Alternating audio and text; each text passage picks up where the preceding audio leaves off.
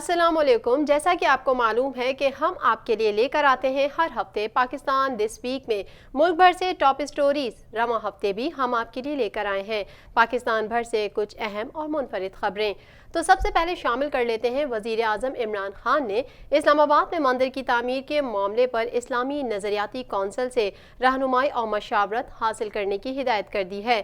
اسلامی نظریاتی کونسل کی سفارشات کے بعد ہندو برادری کی عبادت گاہ کی تعمیر کے لیے فنڈ سے متعلق فیصلہ وزیر اعظم کریں گے۔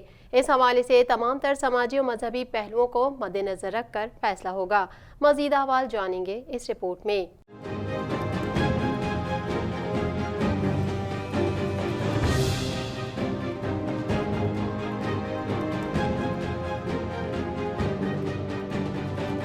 اسلامی نظریاتی کونسل کی سفارشات کے بعد ہندو برادری کی عبادت گاہ کی تعمیر کے لیے فنڈ سے متعلق فیصلہ وزیر اعظم کریں گے۔ اس حوالے سے تمام تر سماجی اور مذہبی پہلوؤں کو مد نظر رکھ کر فیصلہ ہوگا۔ وزیر اعظم عمران خان سے وزیر مذہبی امور پیر نور الحق قادری نے ملاقات کی اور اسلام آباد میں مندر کی تعمیر کے معاملے پر تبادلہ خیال کیا۔ ذرائع کے مطابق وزیر مذہبی امور نے مندر کی تعمیر کے معاملے کی حساسیت اور مذہبی و سیاسی حلقوں کی جانب سے آنے والے رد عمل سے وزیر اعظم کو آگاہ کیا۔ وزیر مذہبی امور نے بتایا کہ ہندو ایمینیز نے 2017 میں عبادت گاہ کی تعمیر کے لیے ہیومن رائٹس کمیشن میں درخواست دی تھی۔ وزارت انسانی حقوق کی درخواست پر CDA نے 2017 میں ہی مندر کے لیے جگہ الاٹ کی۔ اقلیتی ارکان پارلیمنٹ نے وزارت مذہبی امور کو بھی مندر کی تعمیر کے لیے فنڈز کی درخواست کی تھی۔ مندر کی تعمیر کے فیصلے کے بعد بات کریں گے پاکستان کے جذبہ خیر سگالی اور مثبت قدم کی۔ پاکستان نے کلبھوشن یادو کو دوسری قونصلر رسائی دینے کا اعلان کر دیا۔ انسانی ہمدردی کی بنیاد پر والد کو ملاقات کی پیشکش کر دی۔ ایڈیشنل اٹارنی جنرل نے کہا پاکستانی قانون فیصلے کا ازسر نو جائزہ لینے کی اجازت دیتا ہے، لیکن کلبھوشن نے نظر ثانی کی اپیل دائر کرنے سے انکار کیا۔ آئیے اس حوالے سے دکھاتے ہیں آپ کو یہ رپورٹ۔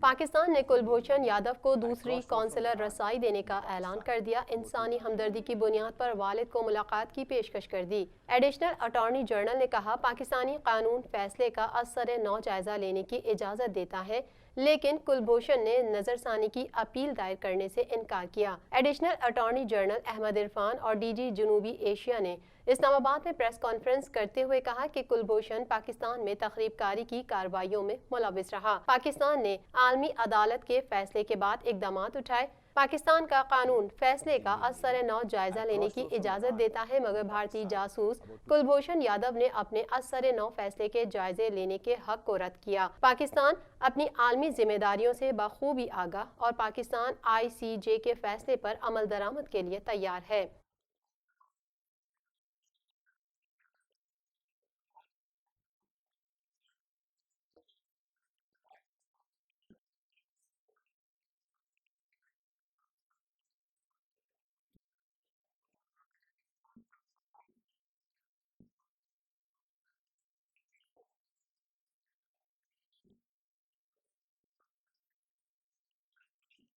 احمد عرفان کا کہنا تھا بھارت معاملے کو سیاسی رنگ دینے کے بجائے قانونی راستہ اختیار کرے۔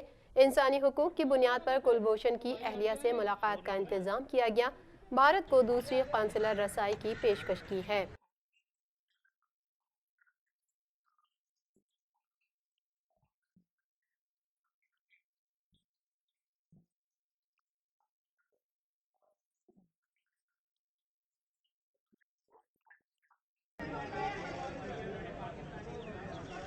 دوسری طرف پاکستان نے گلگت بلتستان کے انتخابات سے متعلق بھارتی بیانات اور جھوٹی دلیلوں کو مسترد کر دیا۔ ترجمان دفتر خارجہ عائشہ فاروقی نے اپنے بیان میں کہا کہ بھارتی حکومت کے پاس گلگت بلتستان الیکشن پر بیان دینے کا کوئی جواز نہیں، لہٰذا پاکستان نئی دہلی کے بیانات مکمل طور پر رد کرتا ہے۔ دفتر خارجہ کا کیا کہنا ہے، آئیے آپ کو سنواتے ہیں۔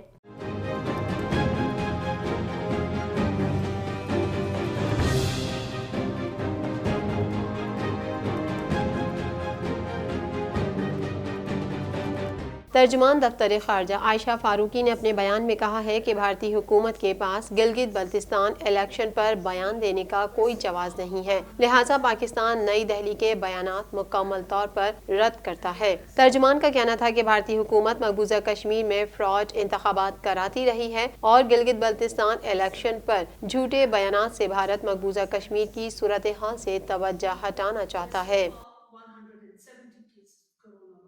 لوڈ شیڈنگ کے ستائے عوام پر بجلی بم بھی گرنا باقی رہ گیا تھا۔ حکومت نے بجلی پر تمام جنرل سبسڈیز واپس لینے، 14% تک مہنگی کرنے اور 5 کیٹیگریز کے رعایتی نرخ محدود کرنے کا فیصلہ کیا ہے، جو IMF کے رکے ہوئے پروگرام کی بحالی کے لیے انتہائی اہم ہے۔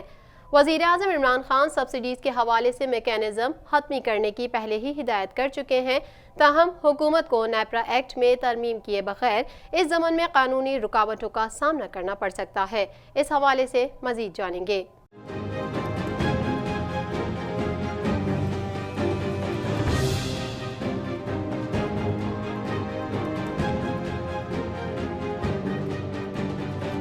300 یونٹ تک والے صارفین سے سبسڈی کم کر کے صرف 50 یونٹ تک محدود۔ ذرائع کے مطابق یہ فیصلہ ضروریات کے متعلق سماجی اقتصادی سروے کے بغیر کیا گیا ہے۔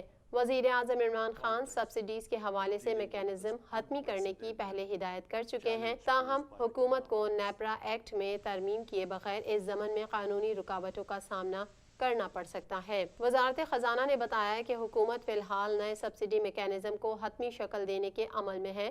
ذرائع وزارت خزانہ کے مطابق 300 یونٹ تک بجلی کی سبسڈی کم کر کے صرف 50 یونٹ تک کر دی جائے گی۔ فیصلہ کیا گیا ہے کہ اب صرف احساس پروگرام کے ذریعے زرعی اراضی، آزاد جموں کشمیر اور سابق فاٹا علاقوں کو سبسڈی دی جائے گی۔ اس ضمن میں وفاقی کابینہ کی منظوری اور قانون سازی درکار ہوگی، جو ابھی تک نہیں کی گئی۔ بجلی کی قیمتوں کے میکینزم میں ایک اور بڑی تبدیلی زیر غور ہے کہ تمام صارفین کے لیے 20 ٹیرف کی طرح کم سے کم طے شدہ ٹیرف سے ہٹ کر 10 بجلی تقسیم کمپنیوں کے اوسط ٹیرف پر جائیں۔ اس سے دوسرے تینوں صوبوں میں چوری اور نقصانات میں اضافے سے پنجاب میں مقیم صارفین پر بوجھ میں نمایاں اضافہ ہوگا۔ 2020-21 کی بجٹ دستاویزات کے مطابق وزارت خزانہ نے بجلی سبسڈی والا نظام دوبارہ اپنے زیر انتظام کر لیا ہے۔ ان دستاویزات سے پتہ چلتا ہے کہ حکومت نے گرانٹ نمبر 46 کے تحت بجلی کی سبسڈی کے لیے رقم مختص نہیں کی، جو توانائی ڈویژن کے زیر انتظام ہے۔ اب آپ کو آگاہ کرتے ہیں کرونا کی صورتحال سے۔ پاکستان میں کرونا کے تصدیق شدہ کیسز کی تعداد 2,43,599 تک پہنچ گئی، جبکہ ایک دن میں 75 افراد جاں بحق ہو گئے، جس کے بعد اموات کی تعداد 5,058 ہو گئی۔ National command and operation centre مزید کیا تفصیلات بتا رہے ہیں، کرونا کے حوالے سے آپ کو آگاہ کرتے ہیں۔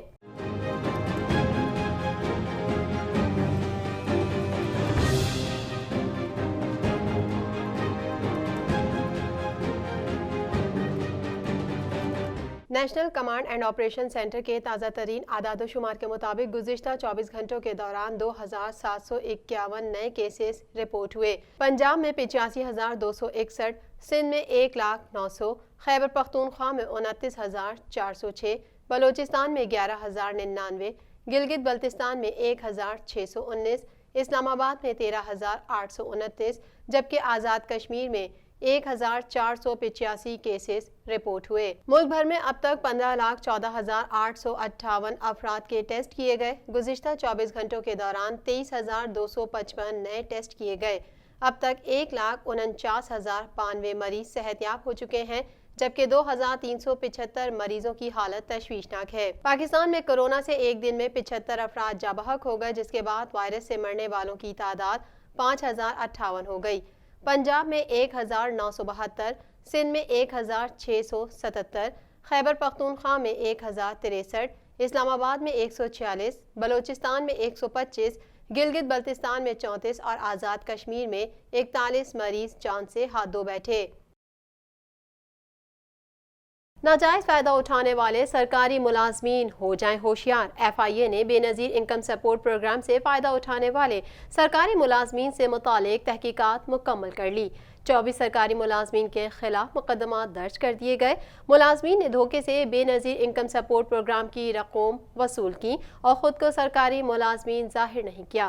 مستفید ہونے والے زیادہ افراد کا تعلق شورش زدہ علاقوں سے ہے۔ اس حوالے سے ملاحظہ کیجیے یہ رپورٹ۔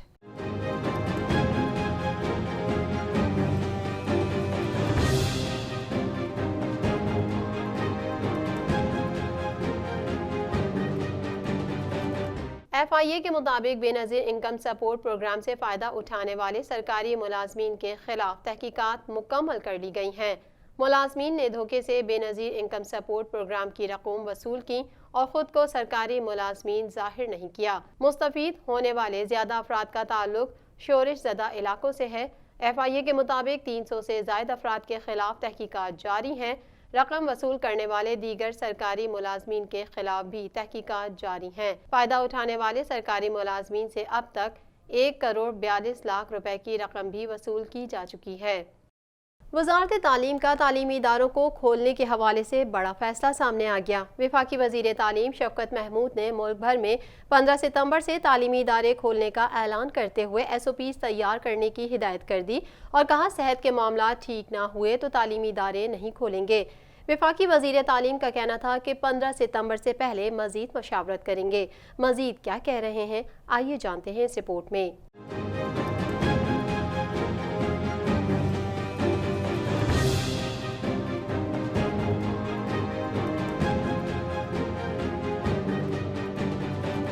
تفصیلات کے مطابق وفاقی وزیر تعلیم شفقت محمود نے پریس کانفرنس کرتے ہوئے ملک میں 15 ستمبر سے تعلیمی ادارے کھولنے کا اعلان کر دیا اور کہا تعلیمی ادارے کھولنے کے فیصلے پر اگست میں نظر ثانی بھی کریں گے۔ وفاقی وزیر تعلیم کا کہنا تھا کہ 15 ستمبر سے پہلے مزید مشاورت کریں گے۔ صحت کے معاملات ٹھیک نہ ہوئے تو تعلیمی ادارے نہیں کھولیں گے۔ تعلیمی ادارے کھولنے کے لیے SOPs تیار کی جائیں گی۔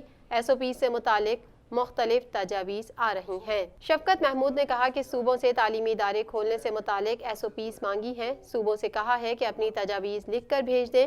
انتظامی ادارے اساتذہ کو بلا کر SOPs پر پریکٹس کریں۔ ویسے بھی بہت سارے تعلیمی ادارے جو ہیں وہ سپٹمبر میں کھلتے ہیں، تو یہ جو SOPs ہیں ہم نے صوبوں سے ریکویسٹ کی ہے کہ آپ اپنے جو SOPs ہیں وہ ہمیں لکھ کے بھیج دیں اور اس سے ہم کوئی وفاقی سطح پر جو طریقہ کار ہیں کہ کس طریقے سے کھلیں گے وہ ہم ساتھ ساتھ ایلیبریٹ کر دیں گے۔ ان کا کہنا تھا کہ PhD کے طلبہ لیبارٹریز میں کام کرنا چاہتے ہیں تو SOPs کے مطابق اجازت دی جا سکتی ہے۔ جہاں انٹرنیٹ سہولت نہیں تھی وہاں آن لائن تعلیم میں طلبہ کو دشواری ہوئی۔ یونیورسٹیز اگست میں جہاں انٹرنیٹ سہولت نہیں تھی ان علاقوں کے طلبہ کو بلا سکتی ہیں اور ہاسٹلز میں 30% تک طلبہ کو رکھ سکتے ہیں۔ SOPs بنا کے اس کے عمل درآمد کرا کے ان بچوں کے لیے یہ ہے جن کو انٹرنیٹ کی فیسلٹی اویلیبل نہیں ہے، جن کی تعلیم کا بہت نقصان ہو رہا ہے، اور اس کے بارے میں ہمیں بہت تحریک کی گئی یونیورسٹیز کی طرف سے، سب کی طرف سے۔ وفاقی وزیر تعلیم نے مزید کہا کہ کورونا کی صورتحال میں تعلیم کا بڑا نقصان ہوا۔ مدارس کو بھی SOPs کے تحت امتحانات لینے کی اجازت ہوگی۔ امتحانات لینے کے دوران 6 فٹ کا فاصلہ ہوگا، ماسک پہننا لازمی ہوگا، جہاں ممکن ہو ٹینٹ لگا کر امتحانات لیے جا سکتے ہیں۔ شفقت محمود نے واضح کیا جو ادارہ SOPs پر عمل نہیں کرے گا تو اسے امتحان لینے کی اجازت نہیں ہوگی۔ اور اگر کہیں SOPs پہ عمل نہ ہوا تو پروونشل گورنمنٹ جو ہیں اس ادارے کو یا اس اسکول کو یا جو بھی ہے اس کو بند کر دیں گے۔ مزید خبروں کو بھی پاکستان دس ویک میں شامل کریں گے، یہاں لیتے ہیں چھوٹا سا بریک۔